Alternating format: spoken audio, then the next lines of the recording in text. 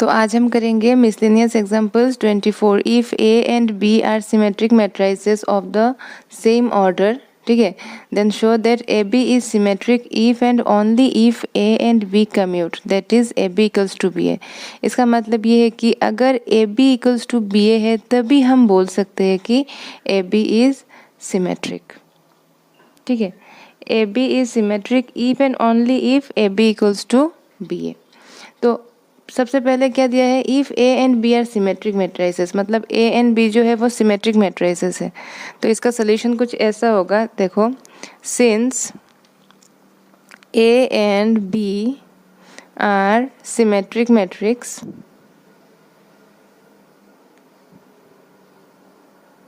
therefore A transpose equals to A एंड B transpose equals to B। यही तो है सिमेट्रिक मैट्रिक्स का कंडीशन कि A transpose equals to A, B transpose equals to B। अभी हमें क्या दिखाना है कि शो करना है ए बी इज सिमेट्रिक। तो ए बी इज सिमेट्रिक कब होता है, तो ए बी सिमेट्रिक होने के लिए क्या कंडीशन होना चाहिए कि A B transpose equals to A B, ठीक है ना।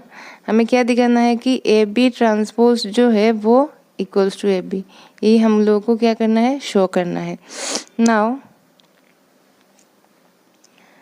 ए बी ट्रांसपोज, आप समझिएगा, ए बी ट्रांसपोज को हम कैसे लिख सकते हैं, ए बी ट्रांसपोज को हम लिखेंगे B transpose into A transpose. ये कहाँ से आया, ये आया properties of transpose of matrix. अगर आपने वो वाला वीडियो नहीं दिखा तो वो वाला वीडियो देख लीजिए, उसमें मैंने ट्रांसपोज ऑफ मैट्रिक्स का जो प्रॉपर्टीज़ है उसके बारे में डिस्कस किया था। तो ए बी ट्रांसपोज जो होता है वो B transpose into A transpose. तो इसका मतलब क्या है, इसका मतलब बी ट्रांसपोज क्या लिख सकते हैं, हम बी लिख सकते हैं, क्योंकि यहाँ पे बी जो है वो सिमेट्रिक मैट्रिक्स है कि नहीं। तो बी अगर सिमेट्रिक मैट्रिक्स है तो बी ट्रांसपोज की जगह मैंने बी लिख लिया, ठीक है। अभी ए ट्रांसपोज की जगह मैंने ए लिख लिया। अब देखो, अभी हमें क्या शो करना है, हमें शो करना है A B transpose equals to A B. A B transpose जो है वो इक्वल्स टू है हम लोग का ए बी, ये हम लोग को दिखाना है। तो इसके लिए अभी हम लोग का क्या है, ए बी ट्रांसपोज जो है वो बी ए आ गया है। अगर ए बी कम्यूट होगा, ए बी कम्यूट होगा मतलब A B equals to B A होगा। अगर A B equals to B A होगा तभी हम यहाँ पे लिख सकते हैं कि B A equals to A B. और B A equals to A B लिखने के बाद हम लोग का क्या आ जाता है, A B transpose equals to A B. तो A B transpose equals to A B आने का मतलब यही है कि ए बी जो है वो सिमेट्रिक है। तो ए बी सिमेट्रिक होने के लिए मतलब नेसेसरी क्या है कि ए बी को ट्रांसपोज होना पड़ेगा, कि A B equals to B A होना ही पड़ेगा, नहीं तो हम नहीं लिख सकते हैं कि A B transpose equals to A B, मतलब ए बी जो है वो सिमेट्रिक नहीं होगा, ठीक है। तो यही नेसेसरी कंडीशन है कि अगर हमें दिखाना है कि ए बी इज सिमेट्रिक तब हमें ये कंडीशन होना ही चाहिए कि A B equals to B. अगर A B equals to B A हो गया तभी हम कह सकते हैं कि ए बी इज सिमेट्रिक। तो यही है ये वाला क्वेश्चन। तो therefore A B is symmetric if A and B commute. A and B अगर कम्यूट होगा तब भी हम कह सकते हैं कि that is A B equals to B A. अगर A B equals to B A हुआ तब भी हम कह सकते हैं कि ए बी इज सिमेट्रिक, क्योंकि ये वाला कंडीशन अगर फुलफिल नहीं हुआ तो A B transpose equals to A B हम नहीं लिख सकते। तो यही है ये वाला।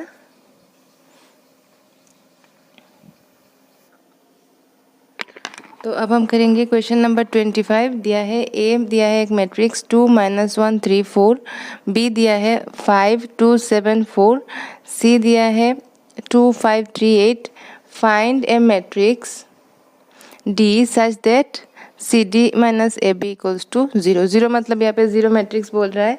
तो अभी आप देखो कि इसका सोल्यूशन करने से पहले एक चीज़ आप देख लो कि यहाँ पे जो ऑर्डर ऑफ द मैट्रिक्स है वो क्या है, 2। इसका भी 2, इसका भी 2। तो यहाँ पे C D minus A B दिया है तो डी का भी क्या होना चाहिए, जो ऑर्डर होना चाहिए वो भी 2 ही होना चाहिए, ठीक है। तो इसके लिए आप देखो, since A B C are all square matrices of order 2 and C D minus A B जो है इज वेल डिफाइंड, मतलब इसका इक्वल्स टू 0 मैट्रिक्स है ना, तो D must be A square matrix of order, तो डी को भी एक स्क्वायर मैट्रिक्स होना चाहिए जिसका ऑर्डर होना चाहिए 2। तो उसके बाद हम ले लेते हैं कि लेट डी जो है वो ले लेते हैं हम ए बी सी डी, ठीक है, ये ले लेते हैं हम मैट्रिक्स डी। तो अभी हमें क्या बोला है कि C D minus A B equals to 0, ये कंडीशन दिया हुआ है। गिवन कंडीशन क्या है हम लोग का, C D minus A B equals to 0, 0 मतलब यहाँ पे 0 मैट्रिक्स, ठीक है। तो सी क्या है दिया हुआ है, सी का वैल्यू लिख लेते हैं यहाँ पे। सी दिया हुआ है 2 5 3 8, ठीक है। D A B C D, ये हम लोग का डी है, माइनस ए बी क्या दिया हुआ है, ए बी का वैल्यू देखो, ए है 2 -1 3 4 और बी क्या दिया हुआ है 5 2 7 4 इक्वल्स टू 0, मतलब यहाँ पे 0 मैट्रिक्स। तो ये आप लोगों का आ गया 0 मैट्रिक्स। तो अभी हमें क्या करना है, यहाँ पे इन दोनों को मल्टीप्लाई करना होगा, इन दोनों को भी मल्टीप्लाई करना होगा और फिर यहाँ पे माइनस करना होगा, फिर जाके हम एक मतलब 2 मैट्रिक्स को कंपेयर करेंगे। तो सबसे पहले हम इन लोग को मल्टीप्लाई कर लेंगे। तो यहाँ पे हमने मल्टीप्लाई कर लिया, 2 into A is 2a plus 5 into C, ठीक है। फिर row into column 2 into B plus 5 into D, फिर row into column 3 into A 3a 8 into C 8c, फिर row into column 3b 8d, ठीक है। फिर यहाँ पे माइनस करके यहाँ पे रो इंटू कॉलम 5 2 जा 10 प्लस -1 इंटू 7, रो इंटू कॉलम 2 2 जा 4 प्लस -1 इंटू 4, रो इंटू कॉलम 3 2 3 5 जा 15 प्लस 28, रो इंटू कॉलम 3 2 जा 6 प्लस 16 इक्वल्स टू 0।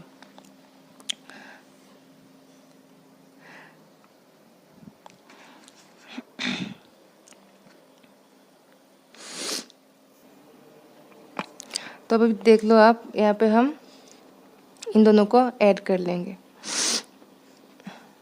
मतलब यहाँ पे क्या है 2a plus 5c 2b plus 5d 3a plus 8c 3b plus 8d, ठीक है ना।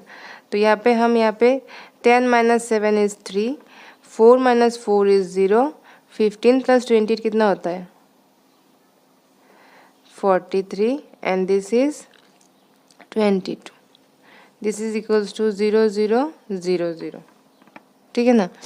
अभी हम क्या करेंगे, इन दोनों को माइनस करना पड़ेगा, तो 2a plus 5c minus 3 corresponding elements का है, 2b plus 5d plus minus 0, 2b plus 5d minus 0, ये 3a प्लस 8c माइनस 43, ठीक है। 3b plus 8d minus 22 equals to 0 0 0 0, ठीक है।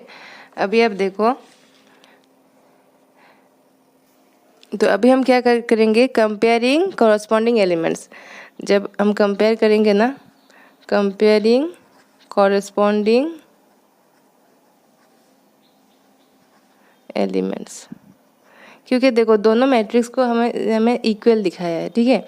तो अभी इक्वल कब होगा, जब कॉरस्पॉन्डिंग एलिमेंट्स इक्वल होगा। तो इसका मतलब 2a plus 5c minus 3 equals to 0, ये हमें एक इक्वेशन आता है। फिर आता है 2b plus 5d equals to 0, 2b plus 5d equals to 0। फिर आता है 3a plus 8c minus 43 equals to 0, 3a plus 8c minus 43 equals to 0।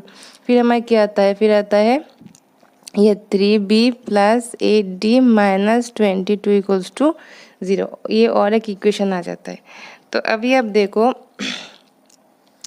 ये हम लोग का क्या है, इक्वेशन 1, सपोज ये 2, ये 3 और ये हमने 4 ले लिया। अभी 4 इक्वेशन है और a b c d 4 मतलब हम लोग का अननोन है, तो हमें आराम से इसको निकाल सकते हैं। तो सबसे पहले देखो यहाँ पे 2 a और c का इक्वेशन है, ये 3 वाला है a और c का इक्वेशन। तो उससे हम क्या करेंगे, हम ए और सी का वैल्यू निकाल लेंगे। तो 1 इंटू करेंगे, देखो यहाँ पे क्या है 3 है ना, यहाँ पे 2 है, तो इसको हम 3 से मल्टीप्लाई कर लेते हैं। क्या हो जाएगा 6a plus c minus 9 equals to 0। और नंबर 3 को हम क्या करेंगे 2 से मल्टीप्लाई कर लेंगे इसको, तो ये हो जाएगा 6a plus 16c minus 86 equals to 0। तो माइनस कर लेंगे तो क्या हो जाएगा यहाँ पे -15 माइनस 16c, तो ये जो माइनस सी और ये माइनस माइनस यहाँ पे प्लस हो जाएगा, तो प्लस हो जाने से यहाँ पे हो जाएगा प्लस 86 माइनस ये हो जाएगा 77। ठीक है, तो इसका मतलब क्या हो जाता है, therefore minus C equals to minus 77, है कि नहीं। Therefore C equals to 77, C आ गया हम लोग का 77। अब इक्वेशन 1 से हम क्या लिखेंगे 2a plus 5 into 77 minus 3 equals to 0। तो 2a प्लस ये मल्टीप्लाई करो यहाँ पे